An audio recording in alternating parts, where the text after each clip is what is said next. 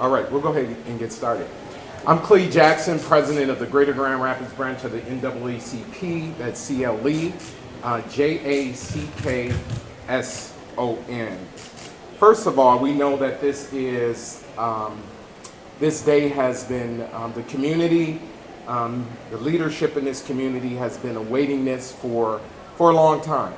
We feel a long time because of the atrocity in which we all witness this crime happening. So I want to thank, first of all, Commissioner Robert Womack and his team who's standing here with us for his testicular fortitude to highlight this on a national level in the NAACP National Office and our Michigan State Conference President, President Yvonne White. Also, I want to thank Kent County Prosecutor Chris Becker. We had asked, we were very public with that, for him to recuse himself because we had some legitimate concerns. And I'm just thankful that his opinion today, we feel, is appropriate. And so I want to thank him for his due diligence in his strategy in making sure that this case was looked at appropriately and effectively. But more importantly, I want to thank the Lyoya family for their patience in their time of grief in this horrific situation. And so one of the things that I want to make loud and clear is that we stand in solidarity with Patrick's family in asking for peaceful demonstrations and protests. That's what the family has asked for since the very beginning of this. And we stand still in solidarity with them, because one of the things I will say is that I always tell people we will never win the war on the streets. So we have to break systemic systems down and institutions down from a policy level. And so I want to send that out to all of the protesters. We will never win the war on the street. It's fine to protest, but it has to be peaceful, it has to be strategic.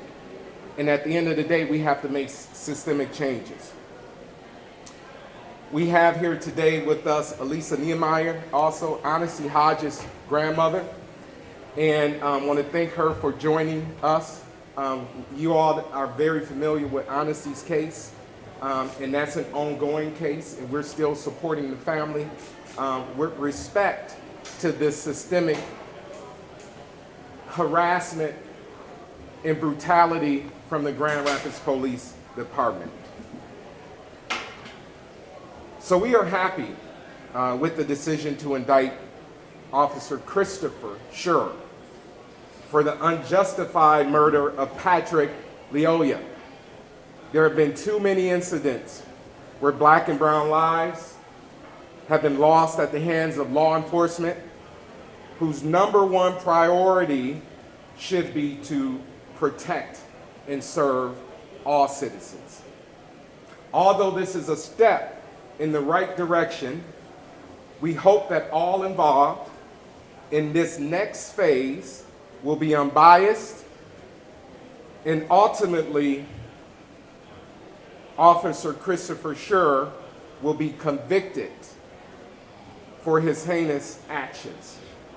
We will continue to work with our local elected officials and city leadership to ensure the proper reforms are put in place and effectively implemented to prevent more tragedies like this from happening or taking place.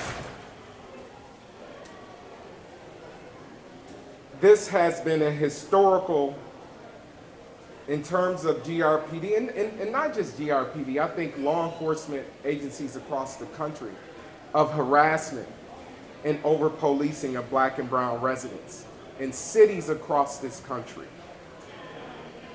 We will also continue to work with our U.S. Senate and U.S. House of Representatives to demand that they pass the George Floyd Justice in Policing Act. I also want to acknowledge our Youth Council President, President Javon Fields, for standing up here with us, and all of our youth activists has been on the ground and that has been digitally making sure that this story stays alive. One of the last things, and then we can open it up for questions that I will mention, is that as a result of this, and we have been working on this for a number of years, in terms of what can we do from a technological perspective, right? Because as we know, the video, none of us could see the video because the video was confiscated with respect to witnesses and body cams and all of that stuff. And so it took a while for us to see the video.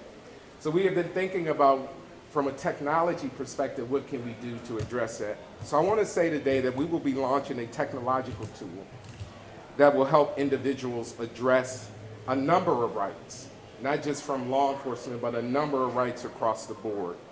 It will be essentially a hub of sorts, an online hub that will track all of these injustices and help with the integrity of evidence, because it's a wrap. It's a wrap.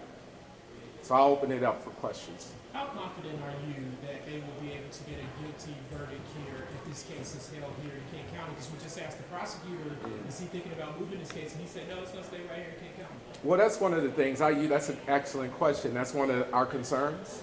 And we'll be looking into that in terms of, can we get this case moved to a different venue? I actually think it probably should be. But I also think there has been a historical issue with a fair and representative jury of your peers. So that's going to be very critical in this case. And so we will be researching that and trying to understand what needs to happen from that perspective.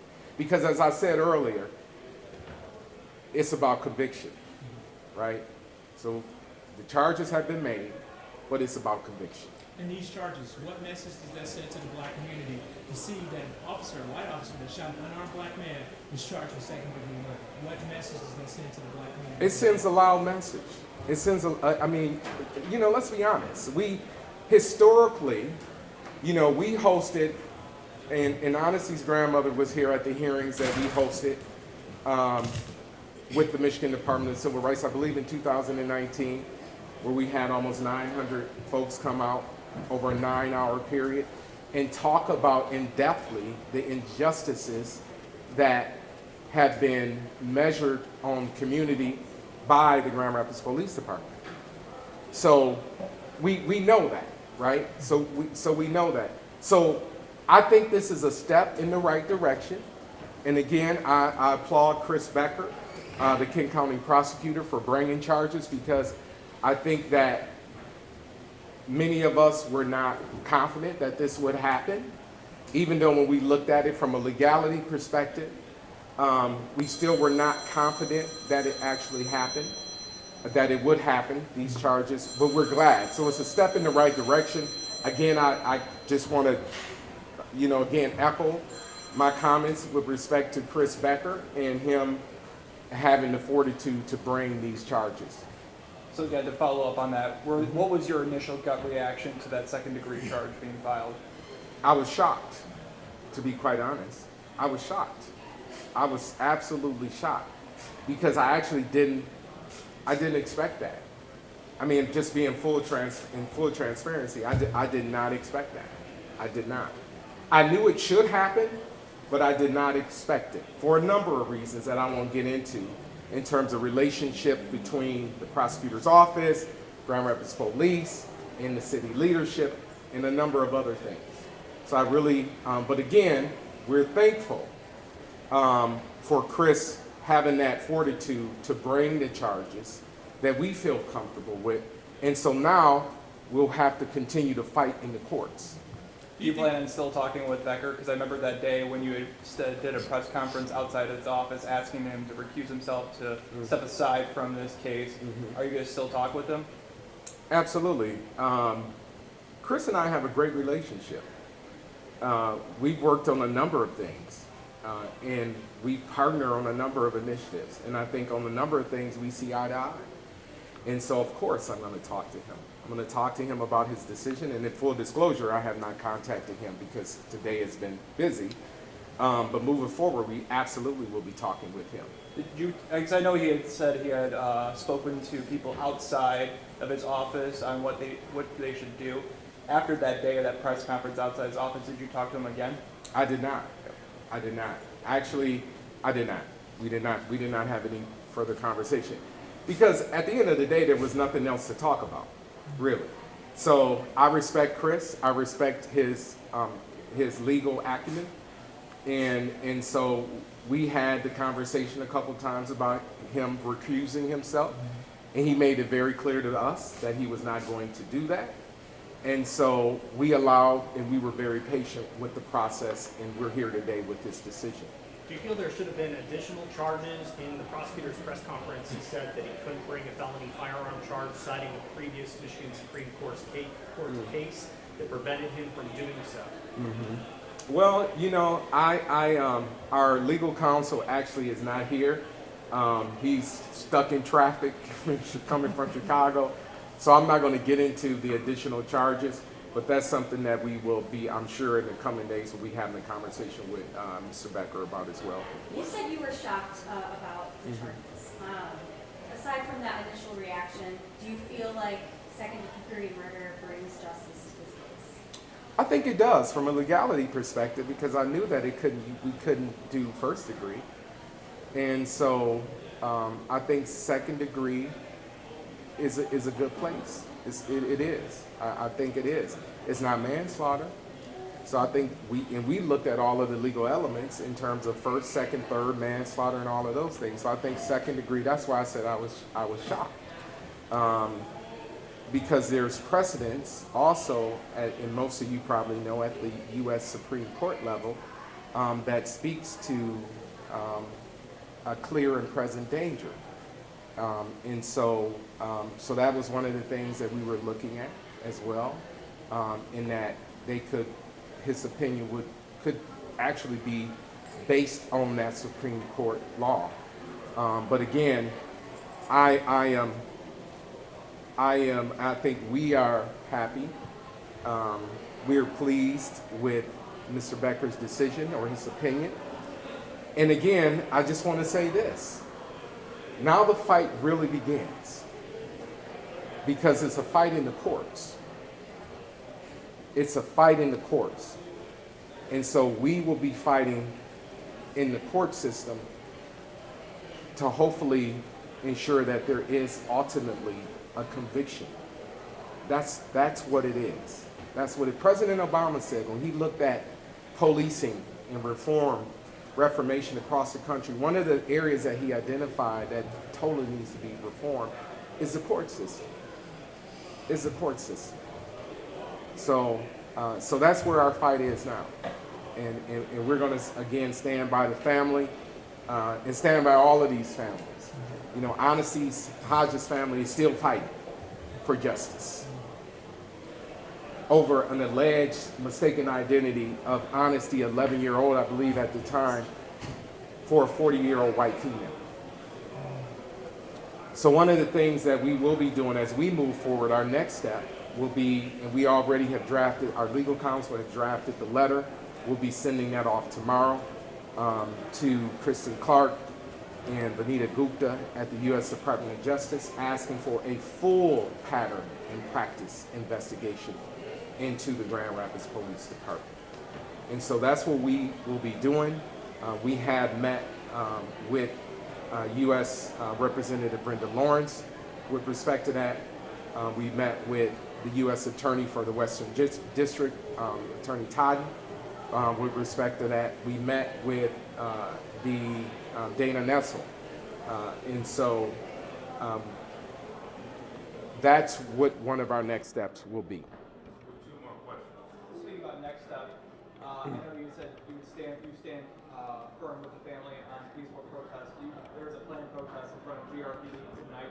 Do any of you plan on being out there tonight as well? I'm sure. I mean, you know, we represent 60,000 plus members in King County. So I'm sure there will be NAACP members out there. Do you plan on being out there? I don't plan on being out there because we got a number of other issues that we need to, next steps that we need to address immediately.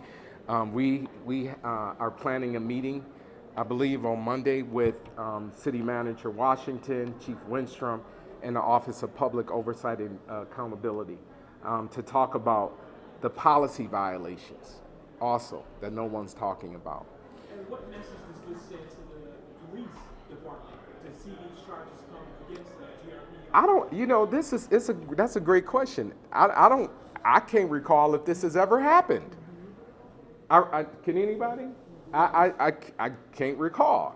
And so I think this sends a strong message. It does. I hope that it sends a strong message that ultimately your job is to protect and serve. And let me be clear on this point as well. When I talked about this, it's a rights act. One of the things that we fully understand is that goes both ways. So as civilians, we have to respect law enforcement and their rights. And law enforcement has to respect the rights of civilians. It goes both ways. Because at the end of the day, we're all trying to go home. That's it. So I think it will send a loud message. I think it has sent, and we'll see. Like I said right now, and I'll speak to the protesters and all of us who are protesting. Our fight is in the courts now. Do you expect the officer to be fired today? I thought he was fired today, and I thought that he had been transported to the King County Jail, is my understanding. No more questions. All right. Very much. Thank you, guys.